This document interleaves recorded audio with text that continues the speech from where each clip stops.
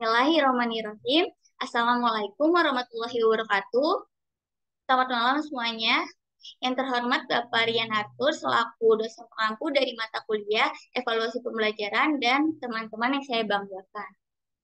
Izinkan saya untuk memperkenalkan diri. Nama saya Nasisya Kamila dengan NIM 15036210010. Pada kesempatan kali ini saya akan memaparkan penugasan satu mata kuliah evaluasi pembelajaran yakni mengenai penilaian dan pendekatan penilaian. Yang pertama, masalah-masalah terkini yang diangkat dan mengapa masalah tersebut diangkat. Yang kedua, temukan kebaruan dari penelitian-penelitian tersebut. Nah, masalah-masalah terkini yang diangkat dan mengapa sih masalah tersebut diangkat? Masalah terkini yang akan diangkat mengenai pembahasan penelitian evaluasi pembelajaran di sekolah menengah kejuruan. Yang saya ambil adalah mengenai topik evaluasi. Fauji dan kawan-kawan tahun 2016 mengemukakan bahwa evaluasi menjadi bagian dari kompetensi pedagogi serta bagian dari kinerja guru. Nah, Rizky Akmalia dan kawan-kawan tahun 2023 juga menyatakan bahwa manfaat dari evaluasi yaitu dapat meningkatkan kualitas pembelajaran yang nantinya akan meningkatkan pula kualitas pendidikan. Berikut terdapat jurnal-jurnal. Yang pertama ada pada Jurnal Pendidikan Vokasi yang ditulis oleh Numik tahun 2013 mengenai keefektifan e-learning sebagai media pembelajaran. Jurnal tersebut merupakan studi evaluasi untuk model pembelajaran di Sekolah Menengah Kejuruan Telkom Sandi Putra Purwokerto. Nah, untuk menghasilkan sebuah hasil dari penelitian ini, tentu saja ada pihak-pihak terkait yang ikut berkontribusi, seperti responden dalam penelitian ini, yakni guru serta peserta didik di SMK Telkom Sandi Putra Purwokerto. Yang tentu saja para responden pastinya ikut terlibat langsung dengan pembelajaran melalui e-learning. Penelitian lain juga saya ambil dari Jurnal Sains, Teknologi, dan Industri.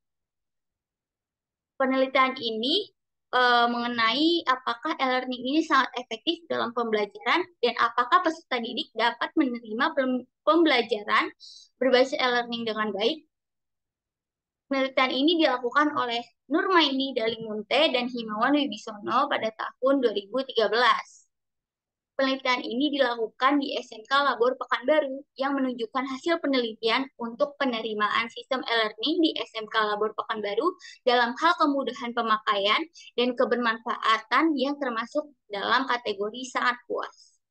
Selanjutnya ada pada Jurnal Pendidikan dan Sastra, Rizka Yeni tahun 2018 juga melakukan penelitian terkait evaluasi pembelajaran keterampilan komputer di SMK Negeri 1 Lubuk Sikaping yang berbasis e-learning, menunjukkan hasil akhir dalam kategori yang cukup.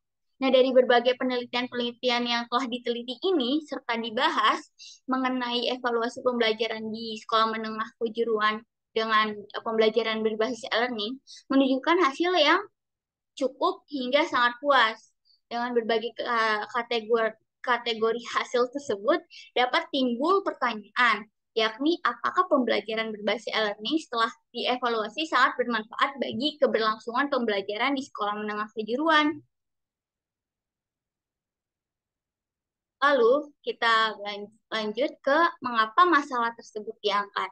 Masalah terkait e-learning sebagai media pembelajaran dijadikan sebagai hal utama yang dapat diangkat dan perlu adanya penelitian adalah karena dalam menerapkan model pembelajaran tidak boleh secara asal dan haruslah diperhatikan supaya model pembelajaran memiliki keterkaitan dan hubungan saat kegiatan pembelajaran berlangsung.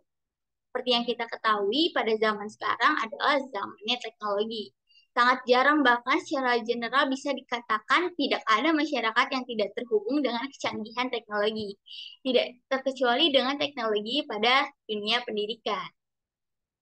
Nah, dengan adanya kecanggihan teknologi dan informasi, pendidik maupun peserta didik dapat memanfaatkan pengembangan media pembelajaran e-learning ini.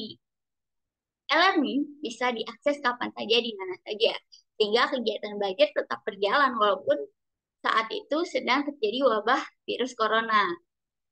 Menurut Rusman dan kawan-kawan, 2011, e-learning memiliki karakteristik yaitu interaktivitas, kemandirian, aksesibilitas, dan pengayaan.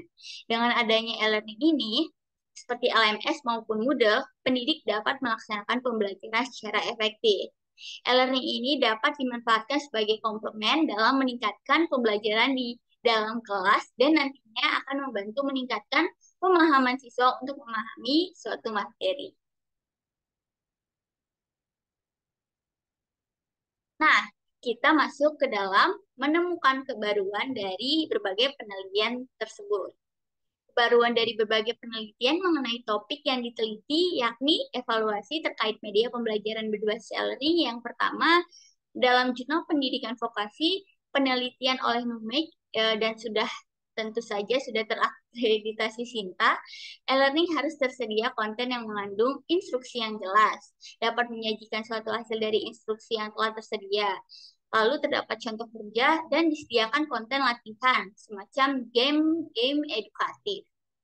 Nah, evaluasi pelaksanaan pembelajaran dengan e-learning pada penelitian ini termasuk kategori yang cukup efektif dengan persentase persentase sebesar 69,01%.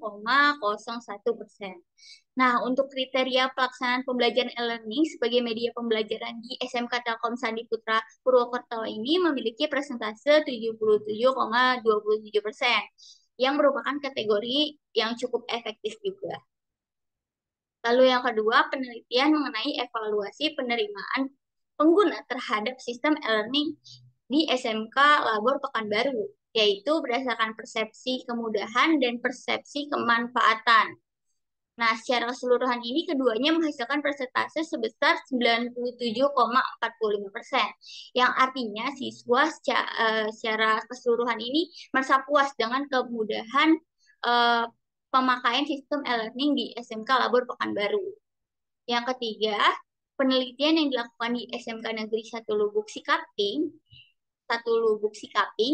pencapaian pembelajaran berbasis e-learning ini sebesar 78,07%, yang termasuk ke dalam kategori cukup.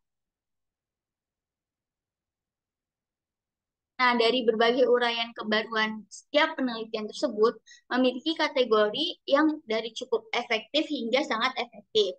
Dikarenakan terdapat kategori yang cukup efektif, Rizka Yeni Marta tahun 2018 dalam penelitiannya terdapat kebaruan, yaitu perlu untuk dilakukan perbaikan serta ditingkatkan pengetahuan tentang pembelajaran dengan e-learning. Di sini perlu ditingkatkannya eh, bersamaan dengan pendidik dan peserta didik. Jadi tidak hanya satu, tetapi keduanya juga harus sama-sama ditingkatkan pengetahuan mengenai pembelajaran berbasis e-learning. Lalu upaya dalam hal meningkatkan dan evaluasi pembelajaran berbasis e-learning adalah melibatkan seluruh pendidik dan peserta didik seperti yang saya bilang tadi. Nah, dalam pengenalan dan mengembangkan pengetahuan tentang iptek, teknologi gitu. Kemudian pihak sekolah menengah kejuruan pun itu harus turut memfasilitasi seperti untuk sarana serta prasarana dalam menerapkan pembelajaran berbasis e-learning. Bisa dibayangkan ya kalau misalnya um, pihak sekolah itu nggak ikut serta dan ternyata webnya itu yang apa yang tidak baik, tidak bagus gitu. Sehingga webnya susah untuk diakses dan lain-lainnya, sehingga peran antar sekolah ini ke terhubung satu sama lain itu. Nah, ini merupakan daftar pustaka yang saya ambil referensi.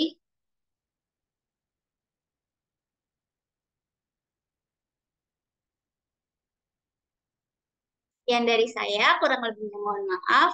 Assalamualaikum warahmatullahi wabarakatuh.